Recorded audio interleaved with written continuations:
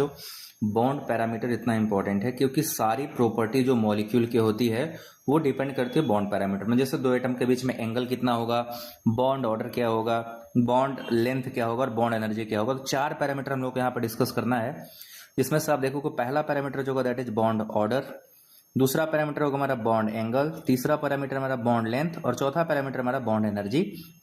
उसमें से एक हम लोगों ने पढ़ा था, कौन सा वाला, पहला वाला, उसमें मैंने बॉन्ड ऑर्डर निकालना आपको सिखाया था। मैं थोड़ा सा क्विक रिवीजन आपको करा देता हूँ, बॉन्ड ऑर्डर को निकालना फिर से सिखा देता हूँ। बॉन्ड ऑर्डर कैसे निकलता है और क्या क्या प्रॉपर्टीज है, बॉन्ड ऑर्डर निकालने का हमारे पास क्या रूल्स है, ठीक है। So let's start. सबसे पहले हम लोग बॉन्ड ऑर्डर ही निकालेंगे। किसी भी मॉलिक्यूल का बॉन्ड ऑर्डर होता क्या, अगर आपसे पूछा जाए व्हाट इज बॉन्ड ऑर्डर तो आप क्या एक्सप्लेन करोगे। ये देखो बॉन्ड ऑर्डर कुछ नहीं होता, this is the number of bond between two atom. दो एटमों के बीच में जो टोटल नंबर ऑफ बॉन्ड होता है, जितने नंबर ऑफ बॉन्ड एग्जिस्ट करते हैं उसी को हम लोग बोलते हैं bond order. So bond order is actually the number of bond exist between two atom, ठीक है। So it is the number of bond, it is the number of bond exist between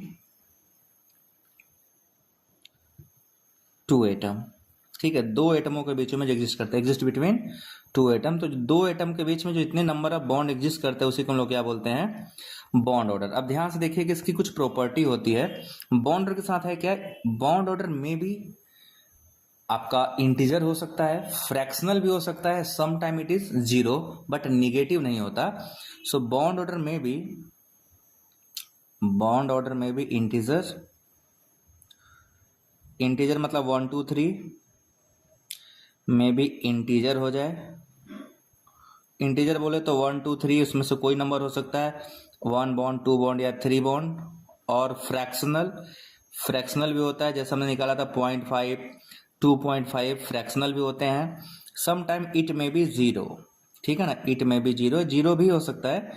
कुछ मॉलिक्यूल में bond order zero होता है। Bond order zero हुआ सो उसका भी कुछ इंपॉर्टेंस है, इस बात को ध्यान में रखना है। अगर मान लो किसी मॉलिक्यूल का दे दिया, मतलब क्या, bond order is equal to zero, it means, so if bond order is equal to zero then इसका मतलब ये होता है मॉलिक्यूल एग्जिस्ट नहीं करता है। If bond order is zero that is molecule does not exist, ठीक है।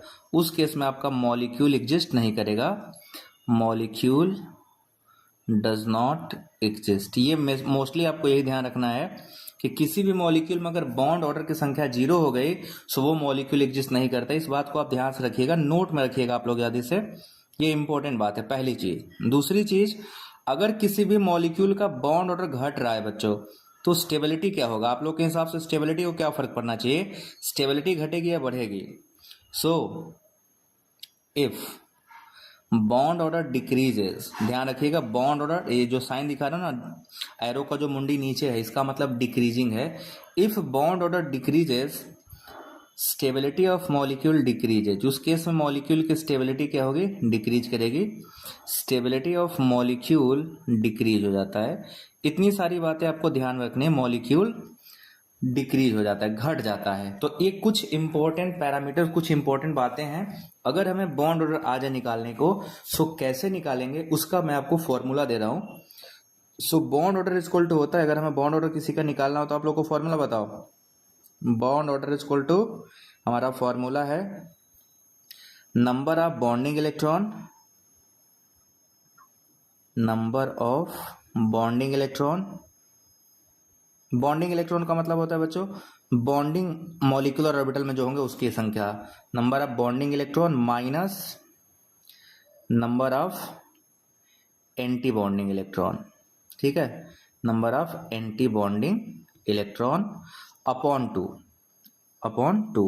So number of bonding electron upon number of anti bonding electron upon 2। इसको शॉर्टकट में हम लोग कैसे लिखते हैं, ये लिखा जाता है NB माइनस Na अपॉन 2। इससे हम लोग किसी भी मॉलिक्यूल का बॉन्ड ऑर्डर निकाले जाएंगे, तुरंत निकल जाता है बॉन्ड ऑर्डर। तो इसका एक शॉर्टकट मेथड भी है, वो भी मैं आपको सिखा देता हूं कि शॉर्टकट मेथड से हमें बॉन्ड ऑर्डर निकालना हुआ सो फटाफट कैसे निकलेगा, ठीक है। अगर किसी का भी निकालना हो सो फटाफट निकालने का अगर हमें तरीका आ जाए, मान लो सर मॉलिक्यूल तो ढेर सारे दिए रहेंगे, अब किसका कैसे निकालेंगे, तो उसका एक शॉर्टकट मेथड जो मैं आपको बताने जा रहा हूँ, ये फॉर्मूला याद रखना, इसी फॉर्मूले से बॉन्डर निकलेगा किसी भी मॉलिक्यूल का। अगर आपको बॉन्डर फाइंड आउट करना है then you have to use this formula, इसी फॉर्मूले से बॉन्डर आने वाला, अदरवाइज बॉन्डर आपसे निकलेगा ही नहीं। तो आपको बॉन्डर निकालना है तो फॉर्मूला आपको आना चाहिए। अब सवाल उठता है कि कैसे कैसे निकले, कोई शॉर्टकट मेथड मिल जाए सो मॉलिक्यूल के बॉन्डर निकल जाएंगे। ठीक है, तो देखो करना क्या है, आपको दो टेबल बनाना है। एक टेबल में नंबर ऑफ टोटल इलेक्ट्रॉन, ठीक है, नंबर ऑफ टोटल इलेक्ट्रॉन आपको काउंट करना है, ठीक है, और दूसरा उसका बॉन्डर कितना होगा आपको यहाँ लिखते चले जाना है। ठीक है, बॉन्डर मैं आपको समझा दे रहा हूँ है क्या। यहाँ पे आपको टोटल इलेक्ट्रॉन काउंट करना शुरू करो। हम लोग जैसे किसी मॉलिक्यूल में मान लो 10 इलेक्ट्रॉन है, मैक्सिमम इलेक्ट्रॉन कितने हो सकते हैं, 10 हो सकता है, 11 हो सकता है, 12 हो सकता है, 13 हो सकता है, 14 हो सकता है, 15 हो सकता है, 16 हो सकता है, 17 हो सकता है और 18 हो सकता है। ऐसा कोई मॉलिक्यूल मान लो एग्जिस्ट करता है। ठीक है, सो अगर ऐसा कोई मॉलिक्यूल एग्जिस्ट करता है उसका बॉन्डर हम कैसे निकालेंगे, इसके लिए सबसे पहले जो 14 इलेक्ट्रॉन है ना इसको रेफरेंस लेना है। जो 14 इलेक्ट्रॉन जिसका है, ध्यान रखिएगा 14 वाले से ही ध्यान रखना है। सबसे पहले फिक्स कर लो 14 इलेक्ट्रॉन जिस केस में है उसको काउंट कर लो, उसी को टारगेट मॉलिक्यूल बनाएंगे हम लोग। तो जिसका 14 इलेक्ट्रॉन होता है बच्चों टोटल इलेक्ट्रॉन, उसका बॉन्डर होता है 3, है ना, उसका बॉन्डर कितना होगा 3। अब आप पूछोगे सर आपको कैसे पता, इसका 14 इलेक्ट्रॉन होगा उसका बॉन्डर 3 होगा, तो आपको बता दूं समझाने के लिए, 14 इलेक्ट्रॉन जो होता है वो नाइट्रोजन मॉलिक्यूल का होता है, N2 मॉलिक्यूल का जरा टोटल इलेक्ट्रॉन काउंट करो तो N2 मॉलिक्यूल में 2 नाइट्रोजन है, एक नाइट्रोजन में कितना इलेक्ट्रॉन होता है 7, तो 2 नाइट्रोजन में कितना होगा 7 दूना 14, टोटल 14 इलेक्ट्रॉन हो गए। अब उसमें भी अगर देखोगे तो यहाँ पे 2p3 3 इलेक्ट्रॉन इसमें होता है और 2p3 3 इलेक्ट्रॉन इसमें भी होता है, तो 3 3 6 टोटल जो हो गया, वैलेंस शेल p में 6 इलेक्ट्रॉन होते हैं।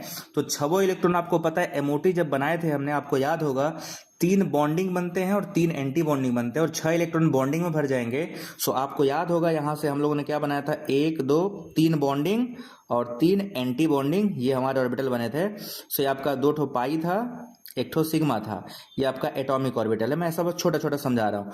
तो 6 इलेक्ट्रॉन तो यहीं भर जाएंगे, तो 6 इलेक्ट्रॉन अगर यहाँ भर गए सो आपको बहुत अच्छे से समझ में आ जाएगा कि 6 इलेक्ट्रॉन की वजह से बॉन्ड ऑर्डर 3 आएगा। अब ध्यान रखिएगा 6 के बाद यहाँ पे यहीं पे आपको समझना है, हर 14 इलेक्ट्रॉन मैक्सिमम हो गया, मतलब कि वैलेंस शेल में कितने इलेक्ट्रॉन हो गए 6 इलेक्ट्रॉन, और 6 वो कहाँ चले गए एनबी में। ये 6 के 6 इलेक्ट्रॉन कहाँ होते हैं एनबी में, एनबी बोले तो बॉन्डिंग इलेक्ट्रॉन की संख्या है ये। अब चाहे एक इलेक्ट्रॉन आप इधर जाओ, चाहे आप एक इलेक्ट्रॉन इधर जाओ, पर इलेक्ट्रॉन पे 0.5 का बॉन्ड ऑर्डर डिक्रीज होगा। सो 15 जाओगे तब भी 2.5 हो जाएगा, 13 जाओगे बच्चों तब भी 2.5 हो जाएगा। क्यों हो जाएगा जरा ध्यान से देखो, नॉन यहाँ पे जो आप नंबर ऑफ बॉन्डिंग इलेक्ट्रॉन है 6 है, 15 होगा तो 7 हो जाएगा, बॉन्डिंग से एंटी बॉन्डिंग में इलेक्ट्रॉन जाने लगेगा। 6 इलेक्ट्रॉन तो देखो यहाँ तक आ गए। मैं थोड़ा सा आपको यहाँ पे बना दे रहा हूँ, एमओटी उसका बना दे रहा हूँ, जब पी का बनाओगे तो जब पी का एमओटी बनाइएगा तो देखिए 2 पाई का, 1 सिग्मा का, पाई स्टार 2 ठो और 1 ठो सिग्मा स्टार, तो हम एमओटी इसका बना ही दे रहे हैं। ये पाई है बच्चों, ये पाई है, ये सिग्मा है, ये पाई स्टार है, ये पाई स्टार है और ये सिग्मा स्टार है। देखो ध्यान से, ये आपका एमओटी यहाँ पे मतलब एटॉमिक ऑर्बिटल जिसमें 3 ऑर्बिटल होते हैं, ये आपका एमओटी है। ये आपका एटॉमिक ऑर्बिटल थे, ये आपका एटॉमिक ऑर्बिटल है। बस देखने के लिए समझ, तुरंत समझ जाओगे। ये हमारा 2p ऑर्बिटल है, ये भी हमारा 2p ऑर्बिटल है। ठीक, अब हमने बोला सर नाइट्रोजन वाले का, तो नाइट्रोजन में कितने इलेक्ट्रॉन भरेंगे टोटल 6, कहाँ कहाँ भरेंगे देखो 1 2 3 4 5 6, तो 6 से बॉन्डर कितना आ गया 3, 6 से बॉन्डर हमारा 3 आ गया, चलो यहाँ हो गया।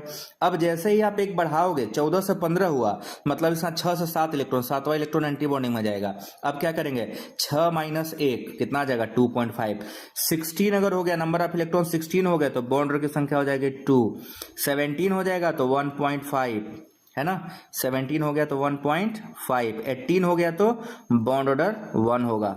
ठीक है, टोटल इलेक्ट्रॉन की संख्या 18 हो गई तो बॉन्ड ऑर्डर 1 होगा। ऐसे ही इधर घटते चले जाओगे, यहाँ भी सेम आएगा, 2 आ जाएगा 2.0, 11 होगा तो 1.5 होगा, 10 होगा तो 1 होगा। अब आपको अगर निकालना है तो निकाल के देख सकते हो। 10 किसका होगा B2 मॉलिक्यूल का, क्योंकि एक बोरान में 5 होता है। बोरान के बाद जाओगे तो 11 किसका होगा, 11 अगर हम बात करें तो या तो ये B2 प्लस का, B2 माइनस का होगा या C2 प्लस का होगा, निकाल कर देख लो यही आएगा। 12 इलेक्ट्रॉन की बात करेगा तो C2 का होगा, है ना, C2 मॉलिक्यूल का होगा, या तो B2 2 माइनस का होगा। आप किसी का निकालो आपको सेम आएगा। सो मेरा कहने का मतलब ये था, शॉर्टकट बस इतना सिंपल सा है कि आपको 14 इलेक्ट्रॉन का याद रखना है। हर एक इलेक्ट्रॉन का बढ़ना या हर एक इलेक्ट्रॉन का घटना, मतलब पर इलेक्ट्रॉन क्या होगा, पर 1 इलेक्ट्रॉन, ठीक है, पर 1 इलेक्ट्रॉन 0.5 बॉन्ड ऑर्डर में डिक्रीज होगा, 0.5 का डिक्रीज होगा, चाहे इलेक्ट्रॉन घटे चाहे इलेक्ट्रॉन बढ़े, बस इतना ध्यान रखना है। तो आप लोग बताओ, सबको समझ में आ गया एवरीबॉडी? अब तुरंत तुरंत कोई भी मॉलिक्यूल देंगे, आप देखोगे तुरंत आंसर बताओगे सर इसका बॉन्ड ऑर्डर इतना होगा। आपको मतलब 10 सेकेंड भी नहीं लगेगा। कहने का मतलब ये है विद इन 10 सेकेंड। जैसे मैंने दिया आपको कि चलो बेटा बताओ O2 माइनस का, देखो बच्चों ध्यान से, O2 2 माइनस का बताओ बॉन्ड ऑर्डर कितना होगा। सबसे पहले आपको ध्यान रखना है कि ऑक्सीजन का एटॉमिक नंबर कितना है। तो एक ऑक्सीजन का एटॉमिक नंबर होता है 8, तो 2 का 8 दूना 16, और 2 नेगेटिव चार्ज और एक्स्ट्रा बढ़े हैं ना, तो 2 नेगेटिव चार्ज अगर एक्स्ट्रा बढ़ेंगे तो जरा आप लोग बताओ क्या हो जाएगा, इलेक्ट्रॉन की संख्या 18 हो जाएगी। तो इसमें टोटल इलेक्ट्रॉन कितना है, टी का मतलब टोटल इलेक्ट्रॉन की संख्या कितनी हो गई, 18। अब अगर 18 इलेक्ट्रॉन हो गए तो बॉन्ड ऑर्डर कितना आएगा, 18 इलेक्ट्रॉन का बॉन्ड ऑर्डर 1 आएगा। आप सब चाहो तो एमओटी बना के देख लो, आपको एमओटी बनाने में मैंने एक्सपर्ट बना दिया है, एक ही आएगा बॉन्ड ऑर्डर। सब लोग कैलकुलेट करके देखो, एक से ज्यादा नहीं आएगा। अब किसी भी मॉलिक्यूल निकालने को, सर आप NO प्लस का निकाल कर बताइए जरा, तो NO प्लस का निकालिए। चलो ठीक है, NO प्लस का निकालता हूं। सबसे पहले इसमें एक नाइट्रोजन है, नाइट्रोजन में इलेक्ट्रॉन की संख्या कितनी होती है, 7। एक ऑक्सीजन है, इसमें इलेक्ट्रॉन की संख्या कितनी होती है, 8, और एक पॉजिटिव चार्ज है, तो टोटल 8 7 15, 15 में से एक निकाल देंगे तो कितना आ जाएगा, 14। तो टोटल इलेक्ट्रॉन की संख्या कितनी है, टी काउंट कर लो, टोटल इलेक्ट्रॉन की संख्या है 14, तो 14 से बॉन्ड ऑर्डर कितना आएगा, 3। और NO प्लस का कल निकलवाए थे, बॉन्ड ऑर्डर 3 होता है, निकाल के देख लो, ठीक है, निकाल के देख लो, है ना मजेदार। ये मतलब शॉर्टकट आखिरी में इसलिए बताया जाता है ताकि आप लोग शॉर्टकट के माथे डिपेंडेंट न रहो, पहले कॉन्सेप्ट को समझिए। If you get concept, shortcut तो अपने से भी बनाया जा सकता है, तो मैंने बना के दे दिया। अब बताओ, ये मस्त था, कोई भी मॉलिक्यूल लिखूंगा तुरंत आ जाएगा बॉन्ड ऑर्डर। अब आपके लिए दे रहा हूं मॉलिक्यूल, चलो सबको मिलेगा काम सबको मिलेगा, डोंट वरी। आप सभी लोग चलो साइनाइड का निकालो, Cn माइनस का निकाल के बताओ बॉन्ड ऑर्डर कितना आएगा। Cn माइनस का बॉन्ड ऑर्डर सभी लोग निकालो फटाफट। सो देखो, आप लोगों को प्रैक्टिस करना है, it's your practice is yours. मेरा काम सिर्फ आपको सिखाना है, सीखना आपको। एग्जाम आपके हैं, कंपटीशन आपके हैं, लर्न भी आप ही करना है, मेरा काम सिर्फ आपको गाइड करना है। So I am doing here. Cyanide minus का बॉन्ड ऑर्डर कितना आ रहा है, देखो कार्बन में इलेक्ट्रॉन की संख्या होती है 6, नाइट्रोजन में इलेक्ट्रॉन की संख्या होती है 7, बट एक नेगेटिव चार्ज लगा देंगे तो पर नेगेटिव चार्ज एक इलेक्ट्रॉन एक्स्ट्रा आएगा, तो कितना हो गया, 8 6 14 हो गया, बॉन्ड ऑर्डर 3, साइनाइड का बॉन्ड ऑर्डर 3 निकल गया। अब पंचायत उतना नहीं करना, इतना डब्बा डुब्बी बनाना कुछ नहीं, मारा चुटकी में फट से आंसर आ गया बाहर। चलो लगाओ क्या क्या करोगे। मांडवी 2.5, छी गंदा। O2 प्लस का बताओ बॉन्ड ऑर्डर कितना आएगा, O2 प्लस का 2.5 कहां से आएगा। हाँ करो करो करो, आप लोग बताओ फटाफट। हाँ 3 सही है, एकदम मस्त। देखो आ रहा है ना तुरंत तुरंत समझ में, यही कॉन्सेप्ट है। Next, what is the O2 plus का बॉन्ड ऑर्डर कितना आएगा, O2 प्लस का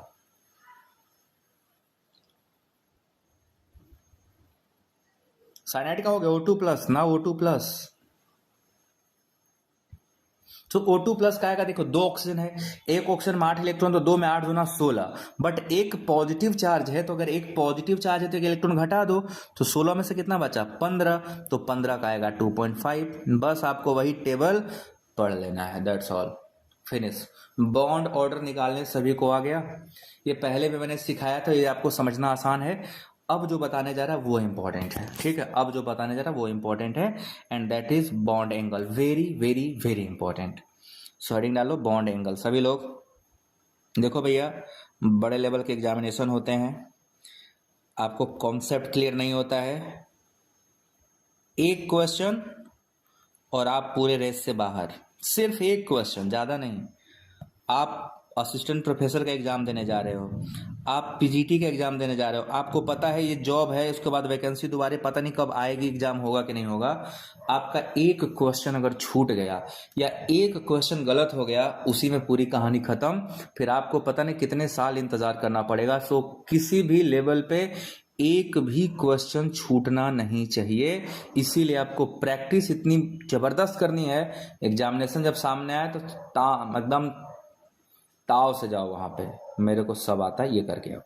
बॉन्ड एंगल क्या होता है? सबसे पहले देखो, दो चीज होता है, एक डाइहेड्रल एंगल होता है और एक बॉन्ड एंगल होता है। सो बॉन्ड एंगल जो है, the angle between any two adjacent bond is called bond angle. So definition इसका क्या है? The angle between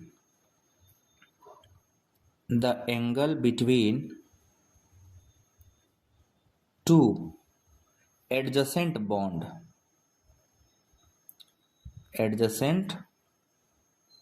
bond is known as bond angle. ठीक है, ये तो बहुत सरल है, आप समझ सकते हो कि दो एटमों के बीच में, या कह सकते हो कि एक मॉलिक्यूल में, जैसे मान लो हमने ये बॉन्ड बनाया, 4 बॉन्ड बना लिए, कोई मॉलिक्यूल है टेट्राहेड्रल है, 4 बॉन्ड बना लिया, तो इसके बीच में जो ये एंगल होगा इन दोनों बॉन्ड के बीच में, this angle is called bond angle. अलग अलग मॉलिक्यूल का बॉन्ड एंगल अलग अलग होता है। आज आपको सारे फैक्टर बता दूंगा जिससे बॉन्ड एंगल अफेक्टेड होता है, और कई सारे एग्जाम्पल भी करेंगे। ठीक है, 15 नहीं लिख सकते हैं, पता नहीं क्या। तो ये बॉन्ड एंगल होता है। सबसे पहले रिप्रेजेंट कैसे करते हैं? अगर बॉन्ड एंगल को रिप्रेजेंट करना होगा, सो कैसे रिप्रेजेंट किया जाएगा? इट इज रिप्रेजेंटेड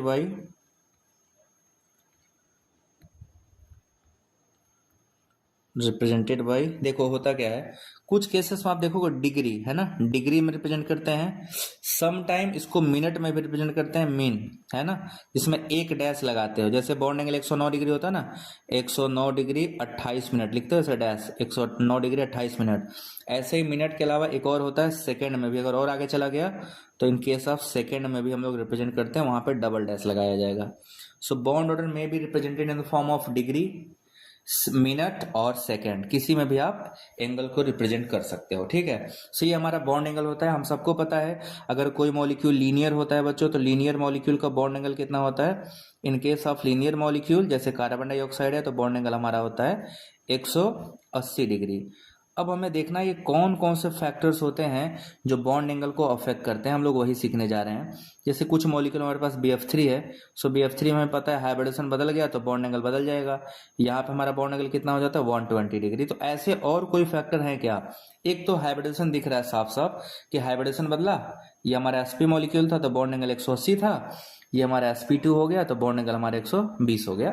तो एक तो हाइब्रिडेशन अफेक्ट करता है, नो डाउट, आप सबको पता है हाइब्रिडेशन की वजह से हमारा बॉन्ड एंगल अफेक्ट होता है। क्या हाइब्रिडेशन के अलावा भी कोई फैक्टर है जो बॉन्ड एंगल को अफेक्ट करेगा? अगर आप लोग को पता है तो बताइए, मैं बताने जा रहा हूं। ठीक है, आपको जो भी पता है आप लोग बता दीजिए। देखिए एग्जाम आपको देना, तैयारी आपको करनी है, सो कोशिश भी आप करिए, क्योंकि आगे चल के इंटरव्यू में बैठोगे, सो बोलना आपको पड़ेगा। आप गलत सही फर्क नहीं पड़ता, बोलना इंपॉर्टेंट होता है। फैक्टर्स अफेक्टिंग, हेडिंग डाल लो बच्चों। फैक्टर्स, कौन कौन से फैक्टर्स अफेक्ट करेंगे? लिखो, फैक्टर्स अफेक्टिंग बॉन्ड एंगल। सबसे ज्यादा जरूरी यही चीज समझना होता है, वो सारे फैक्टर और उन फैक्टर्स के रिलेट करके हर एक एग्जाम्पल का डिस्कशन, विथ एग्जाम्पल उसको डिस्कस करना इज मोस्ट इंपॉर्टेंट। सो कौन कौन से फैक्टर्स हैं जो बॉन्ड एंगल को अफेक्ट करेंगे? एनीबडी?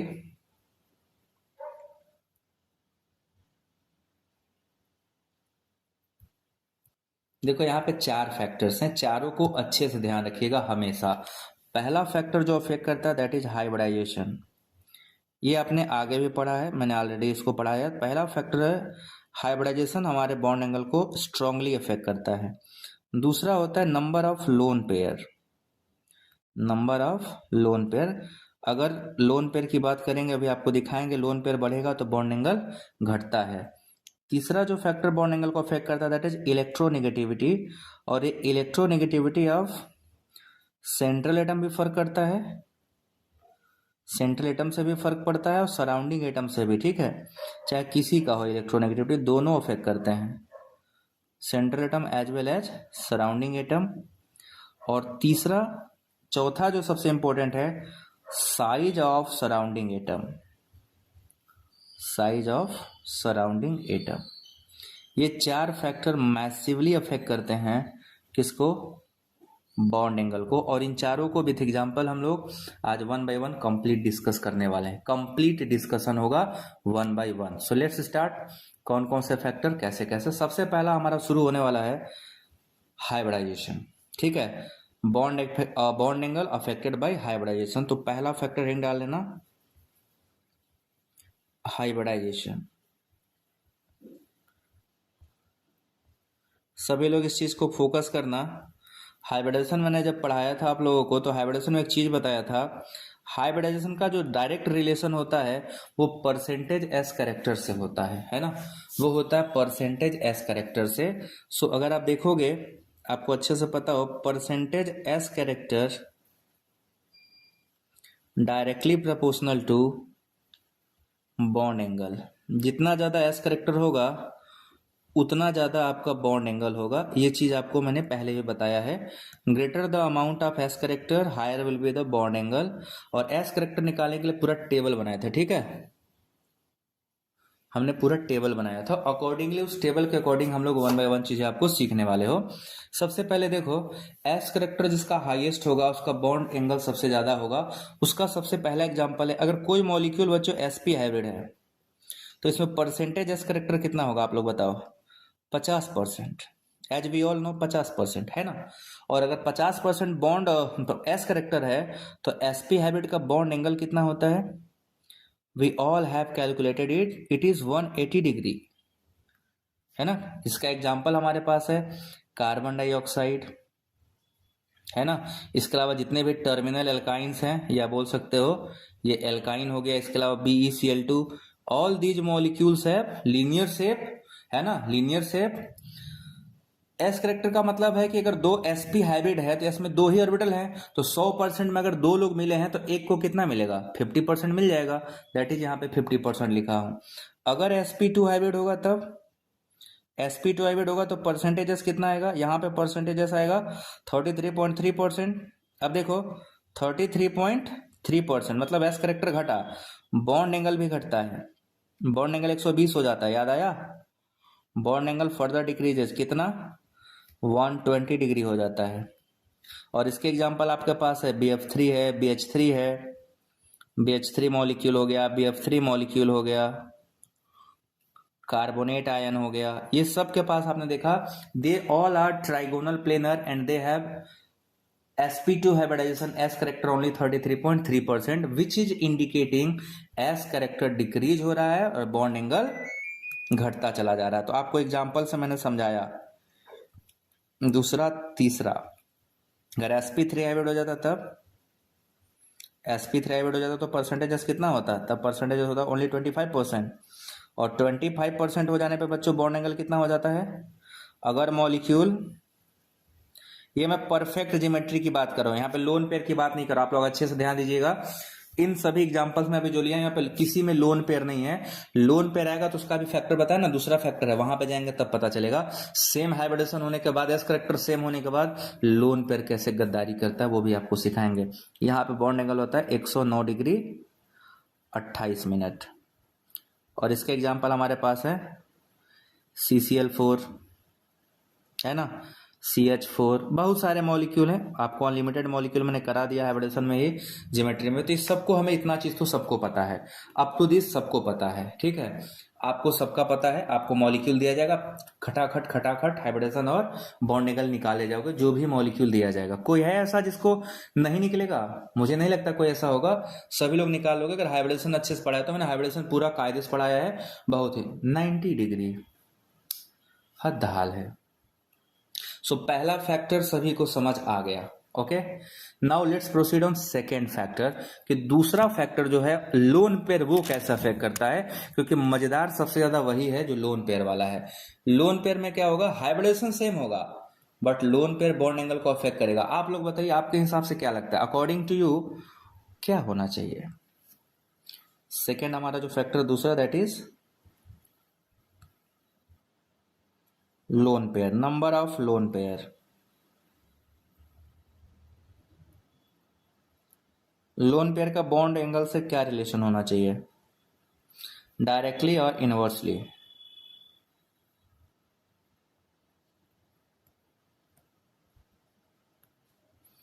सो यहाँ पे बहुत सिंपल सी बात है, अगर लोन पेयर की संख्या बढ़ेगी तो आपका बॉन्ड एंगल घटेगा। ठीक है, लोन पेयर की संख्या बढ़ेगी तो बॉन्ड एंगल घटेगा, मतलब कि जो हमारा बॉन्ड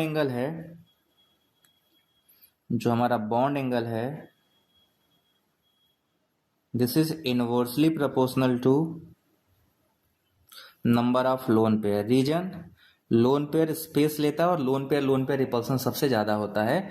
सो यहाँ पे नंबर ऑफ लोन पेयर के इनवर्सली प्रोपोर्शनल हो जाएगा, number of lone pair inversely proportional है। बच्चों इस बात को ध्यान रखिएगा, जितना ज्यादा लोन पेयर बॉन्ड एंगल उतना कम हो जाएगा। और इसका एग्जांपल आप सबको दिमाग में चल रहा होगा, चल रहा है तो ठीक, नहीं चल रहा है तो आ रहा है, मैं लेके आ रहा हूँ इनवर्सली, एग्जैक्टली इनवर्सली। क्या क्या है देखो, पहले तो मॉलिक्यूल, मैं आपको सारे मॉलिक्यूल्स बता दूं। ये पहला मॉलिक्यूल कौन कौन सा लेना है, दूसरा हाइब्रिडाइजेशन, जस्ट 1 मिनट, मॉलिक्यूल, फिर उसका hybridization, number of lone pair, table बना रहा हूं मैं, नंबर ऑफ लोन पेयर, क्योंकि आपको डेटा भी तो चाहिए, फिर उसका बॉन्ड एंगल।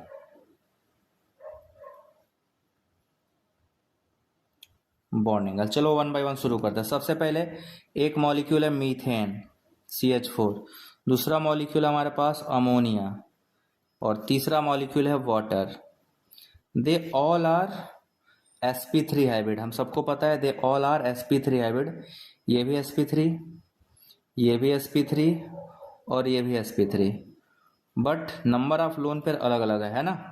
इसके पास लोन पेयर की संख्या 0 है, इसके पास लोन पेयर की संख्या 1 है, इसके पास लोन पेयर की संख्या 2 है। बॉन्ड एंगल देखिए, इसका बॉन्ड एंगल 109 डिग्री 28 मिनट होता है, परफेक्ट। इसका 107 डिग्री हो गया, और इसका होता है 104.5 डिग्री। अब आप खुद देख सकते हो कि जैसे जैसे नंबर ऑफ लोन पेयर बढ़ा, लोन पेयर बढ़ने की वजह से एंगल में क्या आ गया, डिक्रीज आ रहा है, एंगल घट रहा है, एंगल घट रहा है, जो आपको सामने विजिबल है। विथ एग्जांपल मैंने आपको दे दिया कि जैसे जैसे नंबर ऑफ लोन पेयर बढ़ेंगे बॉन्ड एंगल घटता चला जाएगा, और देखो घटता चला गया, विच इज क्लियरली इंडिकेटिंग कि नंबर ऑफ बॉन्ड पेयर अगर नंबर ऑफ लोन पेयर बढ़ेगा सो बॉन्ड एंगल घटना तय है। Is it clear to all?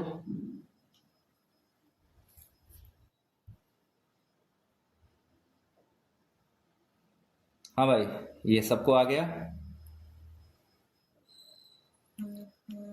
सो ये हमारा हो गया factor number 2, number of lone pair always inversely proportional to bond angle.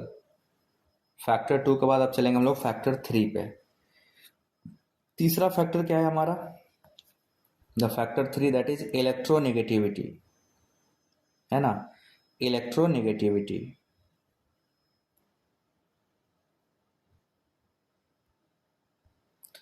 अब इलेक्ट्रोनेगेटिविटी से कैसे अफेक्ट होगा ये भी समझना बहुत इंपॉर्टेंट होगा कि क्या इलेक्ट्रोनेगेटिविटी, देखो यहाँ पे इलेक्ट्रोनेगेटिव सेंट्रल एटम का भी होता है और साइड एटम का, दोनों का हमें यहाँ पे देखना पड़ेगा। ठीक है, सो हमें देखना इलेक्ट्रोनेगेटिविटी। सबसे पहले इसमें 2 फैक्टर है, दोनों की बात करेंगे। सेंट्रल एटम वाली इलेक्ट्रोनेगेटिविटी को देखा जाए पहले, उसके बाद सराउंडिंग वाले को, दोनों को देखते हैं 1 बाय 1। सो लेट्स, सबसे पहला हम लोग यहाँ जो देखेंगे इस केस में कि सेंट्रल एटम की इलेक्ट्रोनेगेटिविटी का क्या ट्रेंड है और सराउंडिंग एटम का क्या है। So electronegativity of central atom, देखो अगर हमारा electronegativity of central atom En of central atom, सबको सेंट्रल एटम का कॉन्सेप्ट पता है, how to find out central atom, electronegativity of central atom, this is directly proportional to bond angle, directly proportional to bond angle. इसका मतलब समझ रहे हो कि अगर हमारा सेंट्रल एटम ज्यादा इलेक्ट्रोनेगेटिव होगा तो बॉन्ड एंगल ज्यादा होगा। अब फिर सवाल आता है व्हाई दिस कोलाबेरी, ऐसा क्यों, सराउंडिंग एटम से मतलब सराउंडिंग एटम इसका उल्टा होना चाहिए, तय है। तो ये कैसे एक्सप्लेन होगा, एक्सप्लेन करके बताइए सर, तब समझ में आएगा। ऐसे आप बता देंगे तो मैं नहीं मान लूंगा, या आपके कहने से थोड़े ना मान लूंगा। तो चलिए मैं आपको समझाता हूँ, 1 बाय 1 बताता हूँ, आपको देखना है। ठीक है, एग्जाम्पल लेते हैं, एग्जाम्पल के थ्रू समझना बहुत आसान हो जाएगा। हमारे पास 2 मॉलिक्यूल हैं, एक मॉलिक्यूल है H2O, ठीक है, और एक मॉलिक्यूल है H2S, H2S। इन दोनों का हाइब्रिडेशन होता है sp3, as we all know, sp3 hybrid होता है, ठीक है। हम हाइब्रिडेशन से ज़्यादा मतलब नहीं रखते हैं, फिलहाल हाइब्रिडेशन दोनों का सेम हो जाएगा। H2S में हाइब्रिडेशन नहीं होता, वो अभी आपको बताऊंगा, ड्रैगो रूल है उसके हिसाब से। इन दोनों का जब ज्योमेट्री निकालिएगा तो इसका शेप आएगा आपका वाटर का बेंट शेप, है ना। ये एक हाइड्रोजन यहाँ रहेगा, एक हाइड्रोजन यहाँ रहेगा, ये हाइड्रोजन यहाँ पे और हाइड्रोजन यहाँ पे। समझना क्यों है, सल्फर जब लगाइएगा तो यहाँ पे होगा आपका हाइड्रोजन, ये भी बेंट शेप है, इसके पास भी 2 लोन पेयर, तो नंबर ऑफ लोन पेयर भी दोनों में सेम सेम है, लोन पेयर की संख्या भी दोनों में क्या है, सेम सेम है। सो सवाल आया कि यहाँ पे oxygen is more electronegative than sulphur. So यहाँ पे क्या ऑक्सीजन की जो इलेक्ट्रोनेगेटिविटी ऑफ ऑक्सीजन है, oxygen is more than electronegativity of sulphur, है ना। Electronegativity of oxygen is more than electronegativity of sulphur, sulphur से ज़्यादा है, ये हम सबको पता है, इसमें कोई डाउट किसी को नहीं होगा, दिस इज जग जाहिर बात है ना, ये सबको पता है। लेट्स कैसे, आखिर ये कैसे हुआ, देखो जरा। जो मोर इलेक्ट्रोनेगेटिव होगा, बॉन्ड कैसे बनते हैं, तो हम सबको पता है कि बॉन्ड बनता है शेयरिंग ऑफ इलेक्ट्रॉन पेयर से। सो जो शेयर्ड पेयर है दोनों के बीच में रहना चाहिए, बट ज़्यादा इलेक्ट्रोनेगेटिव जो होता है वो शेयर्ड पेयर को अपने पास बुला लेगा, ज़्यादा क्लोज रखेगा। और सल्फर लेस इलेक्ट्रोनेगेटिव है तो यहाँ क्या होगा, दोनों के ऑलमोस्ट बीच में होगा। अब ध्यान से देखिएगा, मोर इलेक्ट्रोनेगेटिव होने की वजह से ऑक्सीजन के इसी एक हरकत की वजह से चुट्टापंथी किया है कि मैं ज़्यादा इलेक्ट्रोनेगेटिव हूँ, और शेयर्ड पेयर इलेक्ट्रॉन को, जो हमारा शेयर्ड पेयर इलेक्ट्रॉन था या बोल सकते हो बॉन्ड पेयर था, वो अपने पास ले आया। और पास लाएगा तो इन दोनों में देखो जो रेड कलर से इलेक्ट्रॉन बना है, इन दोनों में क्या होगा, डिस्टेंस कम, तो रिपल्सन क्या होगा, बोलो रिपल्सन क्या होगा, बढ़े घटेगा, रिपल्सन इंक्रीज करेगा। और रिपल्सन बढ़ेगा सो ये बॉन्ड क्या कहेगा, ये हाइड्रोजन चाहेगा इधर भागना और हाइड्रोजन चाहेगा इधर भागना, बॉन्ड एंगल इंक्रीज हो जाएगा, बॉन्ड एंगल क्या होगा, इंक्रीज। बात समझ में आया, कैसे इंक्रीज हुआ दिखा। अगर यही बात यहाँ करोगे तो इन दोनों के बीच में डिस्टेंस क्या है, ज़्यादा है, दूरी ज़्यादा होगी तो रिपल्सन क्या होगा, कम होगा। सो यहाँ पर रिपल्सन मिनिमम है, और जब रिपल्सन मिनिमम होगा, रिपल्सन डिक्रीज होगा, सो बॉन्ड, ये दोनों एटम क्या चाहेंगे, पास में आना, थोड़ा रिलैक्स करना। तो यहाँ पर रिपल्सन जब कम होगा सो बॉन्ड एंगल भी घटेगा, बॉन्ड एंगल भी घटेगा। बोलो ये समझ आया सभी को। दोनों एग्जाम्पल, सेंट्रल एटम की इलेक्ट्रोनेगेटिविटी बढ़ाइएगा तो बॉन्ड एंगल आपका बढ़ जाएगा, सेंट्रल एटम की इलेक्ट्रोनेगेटिविटी घटाइएगा तो बॉन्ड एंगल घट जाएगा। इसका जो बॉन्ड एंगल है, ठीक है, इसका bond angle this is equal to 100 and, इसका है बच्चों 104.5 डिग्री, और इसका जो बॉन्ड एंगल है ना, इसका जो बॉन्ड एंगल है वो है 92 degree, this is equal to 92 degree. आप समझ सकते हो कितना डिफरेंस है, डिफरेंस देखिए, how much difference is there, too much difference is there, and this is because of electronegativity of central atom and electronegativity of surrounding atom, ठीक है। और आपको एग्जांपल देते हैं, सेम एक्सप्लेनेशन समझ आया, मेन एक्सप्लेनेशन होता है, अगर आपको एक्सप्लेनेशन समझ में आ गया, वाह वाह वाह, मजा आ जाता है, और एक्सप्लेनेशन ही समझ नहीं आएगा तो फिर बात खत्म।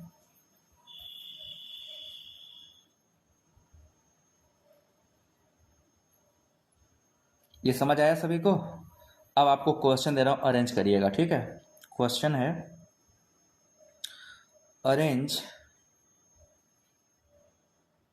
Following in decreasing bond angle, following in decreasing bond angle, इनको बॉन्ड एंगल के घटते हुए क्रम में लगाना है, डिक्रीजिंग बॉन्ड एंगल। सो चलिए एग्जाम्पल है आपके पास PH3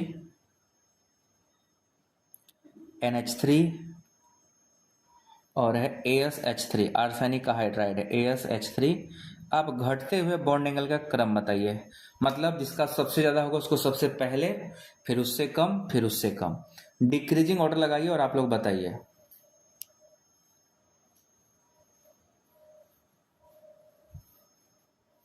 सभी लोग, जिसको जो पता हो बता दो।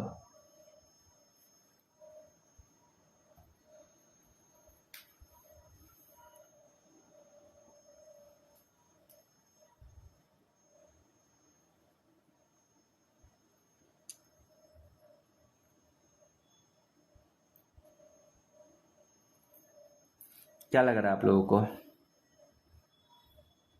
दिख नहीं रहा है?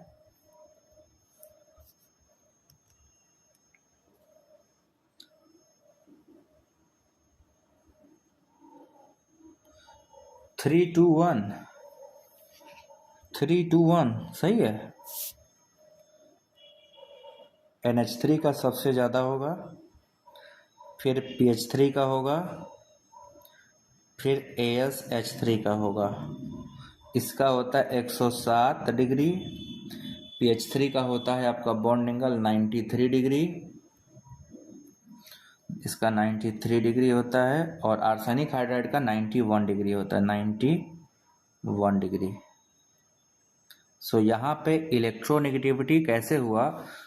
नाइट्रोजन सबसे ज़्यादा इलेक्ट्रोनेगेटिव है, उससे कम फॉस्फोरस है, उससे कम आर्सेनिक है। तो अगर आपको इलेक्ट्रोनेगेटिविटी का ट्रेंड पता है देन काम आसान हो जाएगा, है ना, देन काम आसान हो जाएगा। सो ये बात आप लोग ध्यान रखिए कि हमारा क्वेश्चन था जो आंसर एक ने बताया वो भी गलत। ये पहला था हमारा factor, bond angle directly proportional to electronegativity of central atom. अब हमारा बी आ जाएगा, इसी का बी पार्ट। बी पार्ट क्या है? बॉन्ड एंगल, यहां पे देखना, bond angle inversely proportional to electronegativity of surrounding atom. Surrounding atom के इनवर्सली होता है सराउंडिंग एटम। सो ध्यान रखना है कि अगर सराउंडिंग एटम दिया होगा देन आपको ये फोकस रखना पड़ेगा, मतलब बहुत अच्छे से ध्यान रखना पड़ेगा। सराउंडिंग एटम की इलेक्ट्रोनेगेटिविटी बढ़ने से बॉन्ड एंगल घटता है। इसका एग्जांपल है OCl2 और OF2 या NH3 और NF3। आपके बहुत सारे एग्जांपल है, आप 1 बाय 1 देखो। सबसे पहले आप यहाँ पे देख सकते हो कि अगर हम एक मॉलिक्यूल लें, ठीक है, एक मॉलिक्यूल हमारे पास है Cl2O, Cl2O, और दूसरा है हमारा F2O, ठीक, F2O या OF, सॉरी Cl2O नहीं, हाँ ठीक है, कोई दिक्कत नहीं। अगर हम इन मॉलिक्यूल को लिखने जाएं, OF2 में ना क्या होता है, मोर इलेक्ट्रोनेगेटिव हमेशा लास्ट में लिखा जाता है, तो F2O नहीं लिखा जाता है, इसको OF2 लिखा जाएगा। आप लोग को ये चीज़ पता होगा, IUPAC का कन्वेंशन है कि पहले लेस इलेक्ट्रोनेगेटिव आइटम लिखा जाता है फिर मोर इलेक्ट्रोनेगेटिव। तो यहाँ पे क्लोरीन लेस इलेक्ट्रोनेगेटिव होता है, इसलिए क्लोरीन को पहले लिखा गया, ऑक्सीजन मोर इलेक्ट्रोनेगेटिव है। और OF2 में fluorine is more electronegative, oxygen is less electronegative, तो OF2 लिखा जाता है, जबकि OCl2 नहीं लिखा जाता। तो जो लिख रहा हूँ उसका भी एक मीनिंग है, ऐसा रेंडमाइज नहीं होता, आपको ध्यान रखना पड़ेगा। तो देखो बच्चों, जो Cl2O है, ठीक है, इसमें सेंट्रल एटम ऑक्सीजन है, और सेंट्रल एटम ऑक्सीजन यहाँ पे है, जो जिसकी संख्या कम होती है वही होता है। तो यहाँ पे 2 लोन पेयर इसके पास भी है, इसके पास 2 लोन पेयर है, एक क्लोरीन यहाँ हो गया, दूसरा क्लोरीन यहाँ हो गया, ठीक। और नेक्स्ट केस देखोगे OF2 में, OF2 में सेंट्रल एटम ऑक्सीजन ही है, बट सराउंडिंग एटम इस बारी क्या है, फ्लोरीन, जो कि मोर इलेक्ट्रोनेगेटिव। अब देखो जरा, ऑक्सीजन दोनों में कॉमन है, ऑक्सीजन में कोई अंतर नहीं आने वाला। अंतर किसमें है? फ्लोरीन और क्लोरीन में। फ्लोरीन मोर इलेक्ट्रोनेगेटिव, तो शेयर्ड पेयर इलेक्ट्रॉन क्या हो जाएंगे, फ्लोरीन के पास रहेंगे।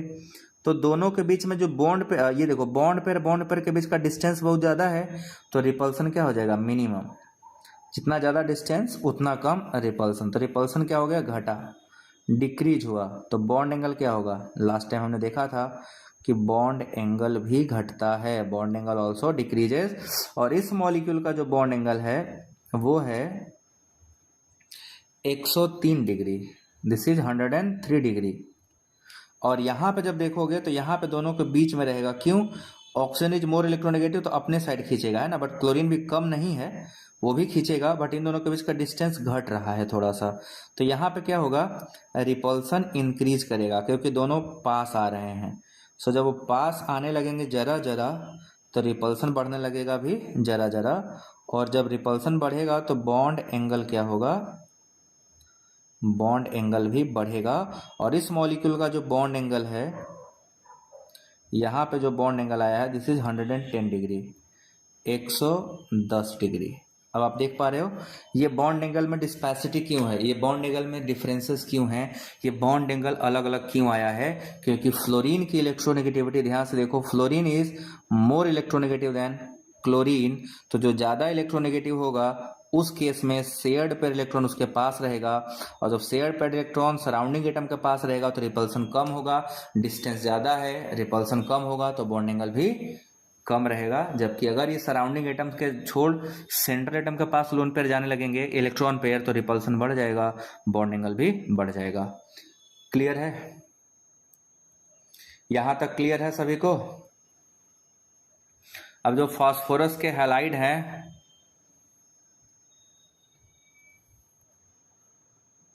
इनवर्सली रिलेशन है ना, वो F2 में बॉन्ड एंगल 103 है, तो ज्यादा कैसे हुआ? एक में 110 है, कौन ज्यादा होगा? दिख नहीं रहा, क्यों नहीं दिख रहा? आप मोबाइल को हॉरिजॉन्टल करिए, दिखेगा। मोबाइल को हॉरिजॉन्टल करके देखो, दिखेगा। सो समझ आ गया सभी को?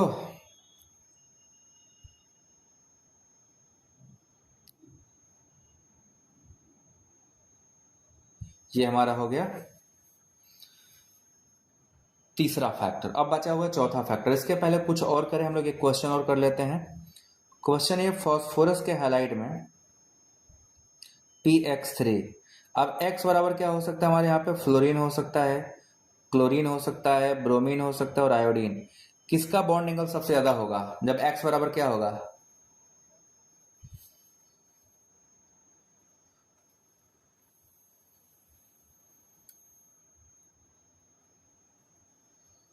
क्वालिटी बढ़ा लो, दिखेगा। क्वालिटी को बढ़ाओ, दिखेगा।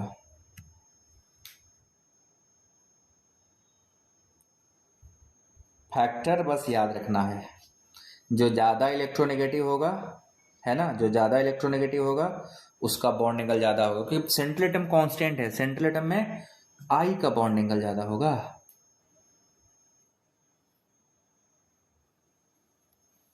हाँ, लेस इलेक्ट्रोनेगेटिव।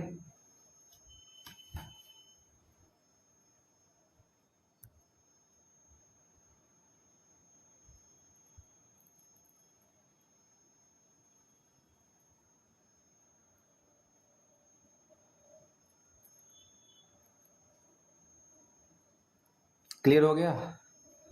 I का ज्यादा है, PF3 का सबसे कम, उससे ज्यादा, PCl3 का उससे ज्यादा, PBr3 का उससे ज्यादा, PI3 का। ये ट्रेंड फॉलो करेगा, एकदम सही है। तो ये भी समझ आ गया आप सभी लोगों को। अब आखिरी बचा है साइज, ठीक है। साइज बढ़ेगा अगर सराउंडिंग एटम का साइज बढ़ गया, ठीक है ना, सराउंडिंग एटम का साइज बड़ा होगा सो बॉन्ड एंगल बढ़ेगा। तो आखिरी फैक्टर हम लोग लिखने जा रहे हैं, that is fourth factor. And fourth factor क्या हमारा? चौथा है size of surrounding atom. Actually इसको हम इलेक्ट्रोनेगेटिविटी वाले से भी लगा सकते हैं, वहां से भी काम हो जाएगा, ठीक है। बट अगर साइज आ जाए तो साइज ज़्यादा अच्छा है, साइज ऑफ सराउंडिंग एटम। देखो सराउंडिंग एटम का अगर साइज बढ़ेगा तो रिपल्सन होता है, बॉन्ड पेयर के बीच में क्या होता है? Repulsion. And that repulsion lead to the increase in bond angle. ध्यान से देखना, जैसे एक मॉलिक्यूल हमने लिया, यहाँ पे कोई हमारा सेंट्रल एटम होगा M, और इस जगह पर हमने दो ग्रुप लगाए, दो छोटे छोटे हैं, ठीक, छोटे छोटे, और फिर एक और M लिया सेंट्रल एटम और दो बड़े बड़े ग्रुप लगा दिए। अब बच्चों आपको पता है जहाँ पे दो बड़े ग्रुप हैं इनके बीच में क्या होगा? रिपल्सन ज़्यादा होगा, होगा ना। सो जब इनके बीच में रिपल्सन ज़्यादा होगा, रिपल्सन इंक्रीज करेगा तो ये इधर भागेगा और ये इधर भागेगा, तो बॉन्ड एंगल क्या होगा? बढ़ जाएगा, है ना। बॉन्ड एंगल क्या होगा इस केस में? बॉन्ड एंगल इंक्रीज कर जाएगा। बट अगर दोनों छोटे होंगे तो रिपल्सन कम होगा, तो इधर आना चाहेगा, ये इधर आना चाहेगा, क्योंकि इनके बीच में क्या है? रिपल्सन मिनिमम होगा। तो रिपल्सन जब कम है, रिपल्सन घटा, तो बॉन्ड एंगल भी क्या होगा? घटेगा। Then bond angle also decreases. So आपको चीज देखना है सराउंडिंग एटम का साइज कैसे अफेक्ट करता है बॉन्ड एंगल को। तो साइज बढ़ेगा तो यहाँ सीधे सीधे रिलेशन क्या हो जाएगा हमारा? Bond angle directly proportional to size of surrounding atom. So bond angle directly proportional to size, किसका? सराउंडिंग एटम का, साइज ऑफ सराउंडिंग एटम। ये क्लियर है सभी को? ये बात क्लियर हो गया साइज बढ़ने से कैसे बढ़ रहा है? As size increases, surrounding atom का जैसे जैसे साइज बढ़ेगा बॉन्ड एंगल भी बढ़ेगा। इसका एग्जांपल हमारे पास Cl2O और H2O, ठीक है। इसमें देखो Cl2O, आप सबने एग्जांपल और डेटा भी आपके पास है। Cl2O का बॉन्ड एंगल कितना था बच्चों? अभी अभी पढ़ाया हूँ जस्ट। और पानी का भी निकाला, H2O का भी कितना कितना है। Cl2O में देखो सेंट्रल एटम तो ऑक्सीजन है, नो डाउट ऑक्सीजन दोनों में है, बट यहाँ पे क्लोरीन होगा, और क्लोरीन का साइज हम सबको पता है सफिशिएंटली लार्ज होता है ना। Chlorine is sufficiently large. और यहीं पे वाटर में जब जाओगे तो सराउंडिंग एटम हमारे पास हाइड्रोजन है which are very small. So hydrogen के बीच में रिपल्सन 9 के बराबर होगा, नेग्लेजिबल होगा।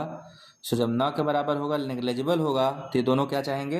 ये हाइड्रोजन इधर जाना चाहेगा, ये हाइड्रोजन इधर जाना चाहेगा। सो बॉन्ड एंगल घट रहा होगा। तो बॉन्ड एंगल क्या होगा? घट रहा होगा, डिक्रीज हो रहा होगा। जबकि इन दोनों का साइज बड़ा होने की वजह से रिपल्सन होगा, सो ये इधर भागेगा और ये इधर भागेगा, तो इस केस में बॉन्ड एंगल बढ़ रहा होगा।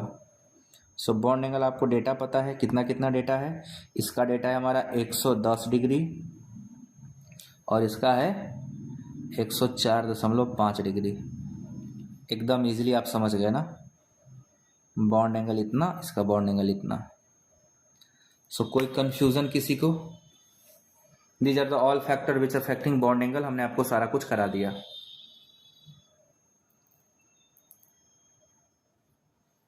और पता है आपको, यहाँ क्लोरीन की जगह ब्रोमीन लेते तो बॉन्ड एंगल 116 डिग्री होता है। जो Cl2O है, अगर इसकी जगह हम Br2O कर लेते, सेम एग्जांपल ले लेते हैं। यहाँ पे देखो एक और एग्जांपल बता दे रहा हूँ। ये Br2O है, इसका बॉन्ड एंगल है 116 डिग्री, और साइज बड़ा हुआ, बॉन्ड एंगल और बड़ा हुआ। मतलब आयोडीन होता तो और ज़्यादा होता, आयोडीन होता तो और भी ज़्यादा होता। So these are all factors जो बॉन्ड एंगल को अफेक्ट करता है, और बॉन्ड एंगल सबसे इंपॉर्टेंट होता है, ठीक है। मैं लिख बढ़ा रहा हूँ, आप फोन को हॉरिजॉन्टल करिए। अगर फोन को आप वर्टिकल करके देख रहे होंगे तो आपको छोटा दिखेगा, ठीक है। आप फोन को लैंडस्केप मोड में करिए, पोर्ट्रेट मोड में मत रखिए, लैंडस्केप मोड में करिए। सो ये हमारे दो फैक्टर्स हो गए।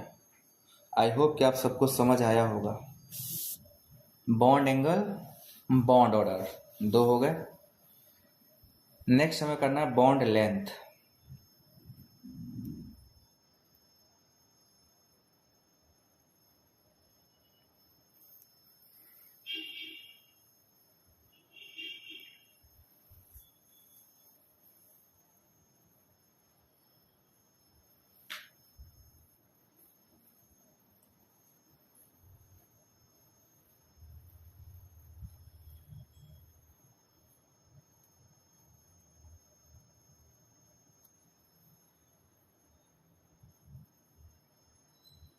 Is it clear to all? सबको आ गया? तो अगला फैक्टर हम लोग चलेंगे। नेक्स्ट हमारा जो पैरामीटर है दैट इज बॉन्ड लेंथ, हम लोग उस पर चलेंगे, ठीक है।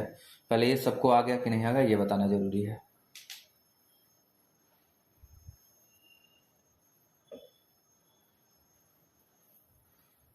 आप लोग अपने फ़ोन का क्वालिटी बढ़ाइए। क्वालिटी का मतलब जो है सेटिंग में जाके क्वालिटी चेंज कर लो, आपको ज़्यादा क्लियर दिखेगा।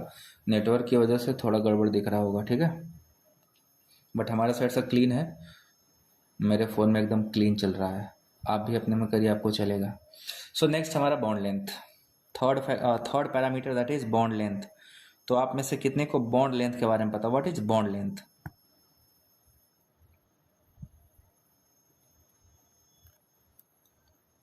एक्चुअली पीरियोडिक टेबल मैं आपको पढ़ाऊंगा। सो पीरियोडिक टेबल में देखिएगा, पीरियोडिक टेबल में बॉन्ड लेंथ कई टाइप के बॉन्ड होते हैं, है ना। आयनिक रेडियस निकालेंगे, कोवेलेंट रेडियस निकालेंगे, मेटालिक रेडियस निकालेंगे। सो अलग अलग टाइप के मॉलिक्यूल में अलग अलग टाइप का लेंथ होता है। बट फिलहाल हम लोग क्योंकि जो पढ़ रहे हैं ये हम लोग यहाँ कंसिडर करेंगे कोवेलेंट रेडियस को, ठीक है। सो क्या होता है बॉन्ड लेंथ? क्या होता है? It is the average distance between the nucleus of two atom is known as bond length, ठीक है।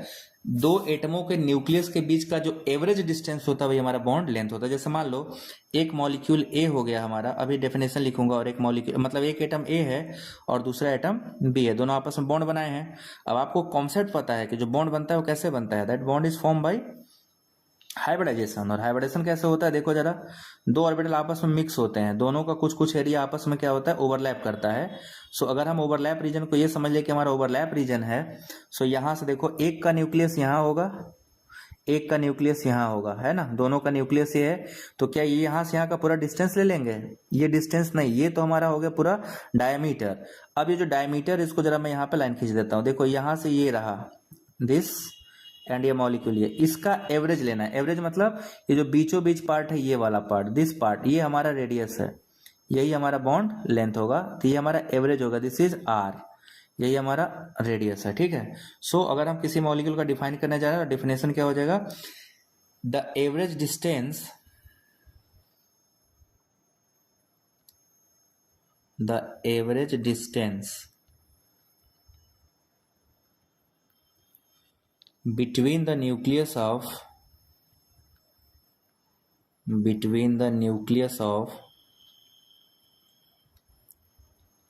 two atom is known as bond length, is known as bond length,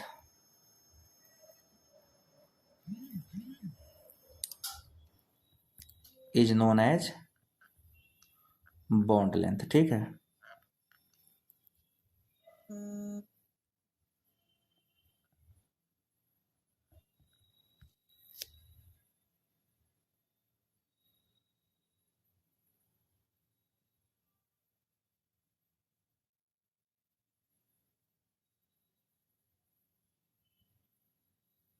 समझ आ गया यहाँ तक। अब हम लोग निकालेंगे कैसे कैसे निकलता है वन बाय वन, ठीक है। इसको वन बाय वन निकालते हैं, कैसे निकलता है बॉन्ड लेंथ, चलो सिस्टमैटिकली निकालते हैं।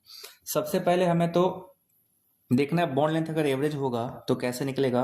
ये हमारा बॉन्ड लेंथ बराबर होता है, मान लो हमारा एटम ये वाला ए था और ये वाला क्या था, बी था, तो हो क्या जाएगा, ये आर ए हो जाएगा और ये वाला आर बी हो जाएगा। सो बॉन्ड लेंथ बराबर हो जाएगा हमारा, bond length equal to R A plus R B, है ना। बॉन्ड लेंथ बराबर R A plus R B, मतलब टोटल जो डायमीटर होगा ए और बी के बीच में, तो A B equal to R A plus R B, ठीक। R A radius of atom A plus radius of atom B, ये हमारा हो जाएगा R A plus R B. But दो टाइप के मॉलिक्यूल होते हैं, कुछ ऐसे मॉलिक्यूल होते हैं जो होमोडाइएटॉमिक होते हैं। होमोडाइएटॉमिक कहने का मतलब है कि दोनों एटम सेम है, जैसे ए बराबर ए बी इक्वल इक्वल हो जाए, मतलब जो ए है वही बी है।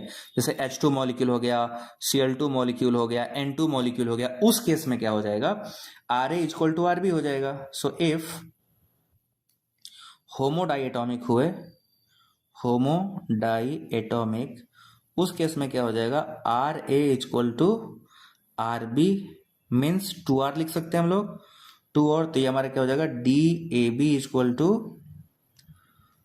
2r, है ना। सो r इक्वल टू क्या हो जाएगा, r equal to distance between A B upon 2, that's all, है ना। दो एटम सेम हो गए। सो हमारे पास होमोडाइएटॉमिक होगा तो ये फॉर्मूला लगाएंगे हम लोग, और हेट्रोडाइएटॉमिक होगा तो ये फॉर्मूला। हेट्रोडाइएटॉमिक का मतलब जब दोनों एटम अलग अलग होंगे, एक मान लो हमारा CI के बीच का बॉन्ड है, कार्बन आयोडीन के बीच का बॉन्ड है, ठीक है। एक मान लो हमारे पास दूसरा एटम ले लिए, उसके बीच का है। सो दो अलग अलग एटम होंगे तो ऐसा दिखेगा, और होमोडाइएटॉमिक होगा सो हमारे पास R equal to D upon D B हो जाएगा। ये हमारा बहुत सिंपल सा फॉर्मूला है, इसी से हमारा आंसर आ जाएगा, ठीक है। तो हमारे पास होमोडाइएटॉमिक के लिए और हेट्रोडाइएटॉमिक के लिए दोनों के लिए बॉन्ड लेंथ आ गया। अब कौन कौन से फैक्टर्स हैं जो अफेक्ट करेंगे, ये समझना हमारे लिए मेन इंपॉर्टेंट है कि वो कौन कौन से फैक्टर्स हैं जो अफेक्ट करेंगे वन बाय वन। तो आप लोगों को क्या पता है कौन कौन से फैक्टर्स हैं?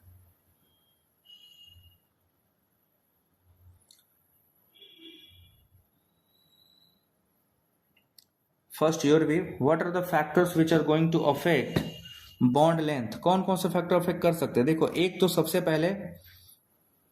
पहले है वो इलेक्ट्रोनेगेटिविटी, और दूसरा है बॉन्ड ऑर्डर। ये मेन यही दो फैक्टर हैं, एक इलेक्ट्रोनेगेटिविटी।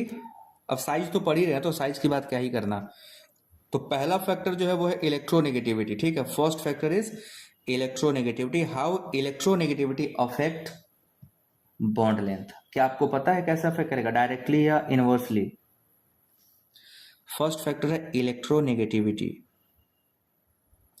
आप सबको मैंने बताया था कि अगर इलेक्ट्रोनेगेटिविटी बढ़ेगा तो ओवरलैप का मैग्नीट्यूड बढ़ेगा, दो एटम बहुत ही क्लोज आ जाएंगे, और जब क्लोज आएंगे तो क्लोज आने की वजह से क्या होगा, ओवरलैप का मैग्नीट्यूड बढ़ेगा, और ओवरलैप का मैग्नीट्यूड बढ़ेगा तो बॉन्ड लेंथ घटेगा। जैसे मित्र वाला देख एग्जांपल समझाए थे, दो बहुत करीबी मित्र है तो आपस में गले मिल जाएंगे, दोनों के बीच का डिस्टेंस कम रहेगा। थोड़े कम अच्छे दोस्त होंगे तो हैंड शेक करेंगे, और बहुत ही खराब टाइप के दोस्त होंगे तो दूर से हाय हेलो करेंगे। अब दोनों के बीच, सबके बीच का डिस्टेंस नापिए तो सबसे ज्यादा डिस्टेंस मिलेगा जब जो दूर से आपस में अट्रैक्ट नहीं हो रहे थे उनके बीच में, और जो आपस में गले मिल गए उनके बीच का डिस्टेंस सबसे कम है। सो आपको यही देखना है, इलेक्ट्रोनेगेटिविटी जो होता है ना, इलेक्ट्रोनेगेटिविटी बढ़ेगी तो बॉन्ड लेंथ घटेगा। तो inversely proportional, more electronegative minimum bond length, maximum electronegativity minimum bond length, minimum electronegativity maximum bond length, बस यही रूल है। सो पहला हमारा यहां पे हो जाएगा, electronegativity is inversely proportional to bond length. Bond length, ये पहला फैक्टर ये हो गया। इलेक्ट्रोनेगेटिविटी बढ़ेगी तो बॉन्ड लेंथ घटेगा, है ना। अब इसका भी एग्जांपल आपके पास है। यस, इनवर्सली रिलेशन होगा, दैट्स वेरी गुड, एकदम सिंपल सी बात है, इसमें कोई पंचायत की बात है नहीं। C H bond, C N bond और ओ एच बॉन्ड, है ना, C H bond, N H bond और ओ एच बॉन्ड, सबसे छोटा कौन होगा, ओ एच बॉन्ड सबसे छोटा होगा, ठीक है। फिर एन एच बॉन्ड उससे थोड़ा बड़ा होगा, सी एच बॉन्ड सबसे बड़ा होगा। तो देखोगे जहां पे लेस इलेक्ट्रोनेगेटिविटी होगा वहां पे बॉन्ड सबसे बड़ा रहेगा, और जहां पे मोस्ट इलेक्ट्रोनेगेटिविटी है वहां पे बॉन्ड सबसे छोटा रहेगा। एक तो हमारा ये हो गया। तो अगर आप देखोगे इलेक्ट्रोनेगेटिविटी को बढ़ाना है तो बॉन्ड अपने आप आपका लेंथ घटता चला जाएगा, इनवर्स रिलेशन होता है, कोई डाउट नहीं, एकदम सिंपल सिंपल, नो डाउट। दूसरा फैक्टर हमारा हाइब्रिडाइजेशन, सेकंड है हाइब्रिडाइजेशन। अब देखो हाइब्रिडाइजेशन से कैसे समझोगे, हाइब्रिडाइजेशन मतलब सीधे सीधे कहीं ना कहीं हाइब्रिडाइजेशन भी इलेक्ट्रोनेगेटिविटी पे ही जाता है। आपको पता है percentage S character directly proportional to electronegativity होता है। सो अगर percentage S character directly proportional to electronegativity है ना, which is inversely proportional to bond length, हो गया यहाँ भी काम। सो आप सीधे सीधे कह सकते हो कि बॉन्ड लेंथ जो था वो इनवर्सली प्रोपोर्शनल होता है एस करेक्टर के, चाहे वो बात कह लो चाहे आप ये बात कह लो, एक ही बात है, दोनों में कोई वो नहीं है, कॉन्फ्लिक्शन नहीं है, दोनों सेम टू सेम है। अब बच्चों आप लोग बताओ, कार्बन कार्बन सिंगल बॉन्ड का लेंथ कितना होता है, कार्बन कार्बन डबल बॉन्ड का लेंथ कितना होता है, और कार्बन कार्बन ट्रिपल बॉन्ड का लेंथ कितना होता है। अगर हम निकालें तो हाइब्रिडेशन ये हमारा कैसा है sp3, ये हमारा कैसा है sp2, ये हमारा कैसा है sp। 25% है एस करेक्टर, यहाँ पे 33.3% है, और यहाँ पे 50% है। ध्यान से देखते जाना, परसेंटेज एस करेक्टर ज्यादा, परसेंटेज एस करेक्टर थोड़ा कम, परसेंटेज एस करेक्टर सबसे कम। बॉन्ड लेंथ गिनिएगा 1.54 एंगस्ट्रॉन्ग सबसे बड़ा, क्योंकि यह सबसे कम है। यहाँ पे 1.34 एंगस्ट्रॉन्ग, और यहाँ पे 1.20 एंगस्ट्रॉन्ग। क्या समझ आ रहा है, लेंथ के बारे में क्या समझ आया, S character minimum, length maximum, S character maximum 50% तो लेंथ 1.20 एंगस्ट्रॉन्ग। क्लियर इंडिकेशन मिल गया, एकदम साफ सुथरा समझ आ गया सभी को, मस्त है ना, झकास, बोले तो एकदम झकास।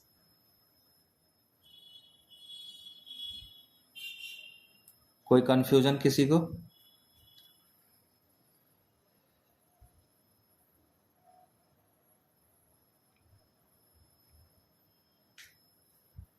आगे चलें। ये भी हो गया बॉन्ड लेंथ को अफेक्ट करने वाला। अगला है बॉन्ड ऑर्डर, साफ साफ दिख रहा है बॉन्ड ऑर्डर इनवर्सली होगा बॉन्ड लेंथ का, जहां ट्रिपल बॉन्ड है लेंथ सबसे कम, ज्यादा बॉन्ड होगा तो बॉन्ड छोटा हो जाएगा, ये तो पहले से हम लोग को पता है। तो यहाँ पे अगर हमें बात करना हो तो क्या कॉन्सेप्ट लगाओगे आप लोग, बॉन्ड ऑर्डर का बॉन्ड लेंथ से क्या रिलेशन होगा।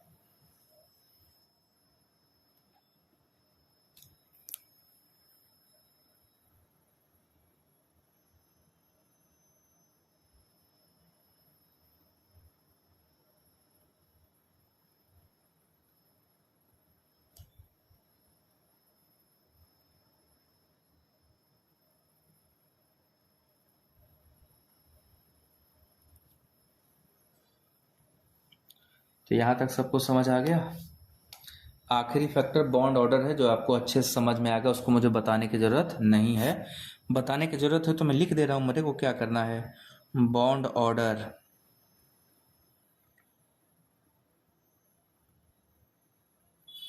This is inversely proportional to bond length. ये बॉन्ड लेंथ के इनवर्सली प्रोपोर्शनल होता है। आप ऊपर देख लो, यहाँ पे बॉन्ड ऑर्डर 3 था, पहले वाला मॉलिक्यूल में देखो ना, इसमें बॉन्ड ऑर्डर कितना है 3, तो लेंथ 1.20। बॉन्ड ऑर्डर 2 तो थोड़ा बढ़ा, बॉन्ड ऑर्डर घटा तो बॉन्ड एंगल बढ़ा, ठीक है। तो ऑर्डर ज़्यादा होगा तो लेंथ कम होगा, ऑर्डर कम होगा तो लेंथ ज़्यादा होगा। बस यही कॉन्सेप्ट है, यही कॉन्सेप्ट है, यही कायदा है और बस यही रूल था। और उम्मीद करता हूँ आप सभी को मस्त समझ में आया होगा। इनवर्सली रिलेशन है, आप किसी का निकाल लो, जिसका बॉन्ड ऑर्डर ज़्यादा था उसका लेंथ कम होगा, जिसका लेंथ ज़्यादा उसका ऑर्डर कम होगा। दोनों में से कोई एक चीज़ तो सत्य निकलेगी ही निकलेगी। हाँ बिल्कुल इनवर्सली प्रोपोर्शनल है। जैसे एक एग्जांपल दे रहा हूँ, carbon oxygen single bond, carbon oxygen double bond और carbon oxygen triple bond. Length देखो, यहाँ पे बॉन्ड ऑर्डर कितना है 1 है, इसका बॉन्ड ऑर्डर कितना है 2 है, इसका बॉन्ड ऑर्डर कितना है 3 है। अब देखो इसका लेंथ कितना है 1.43 है। एंगस्ट्रॉन्ग में सारा होगा बच्चों, ये 1.20 है ना, और इसका है 1.13, सब एंगस्ट्रॉन्ग में। देखो ऑर्डर बढ़ता गया लेंथ घटता गया, ऑर्डर बढ़ता गया लेंथ घटता गया, हो गया कंप्लीट।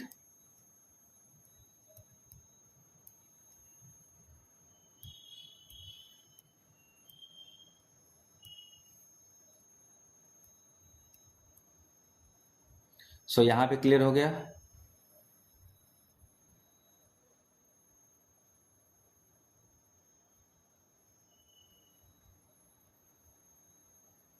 ठीक, so this is all about bond parameter में आपका कंप्लीट हो गया। एक बॉन्ड एनर्जी है जो बचा हुआ है, और बॉन्ड एनर्जी आपको अलग से बताएंगे, थोड़ा बड़ा है, उसमें कई सारे फैक्टर्स लगेंगे, तो उसको नेक्स्ट लेक्चर हम लोग कवर करेंगे। So this is all about the main 3 important parameter, that is bond order, bond angle and bond length. Bond energy हम लोग आगे पढ़ेंगे नेक्स्ट। सो आज के लिए यहीं तक, थैंक यू सो मच। सभी लोग जरूर वीडियो लाइक करके चैनल सब्सक्राइब कर लीजिएगा। Okay, bye bye.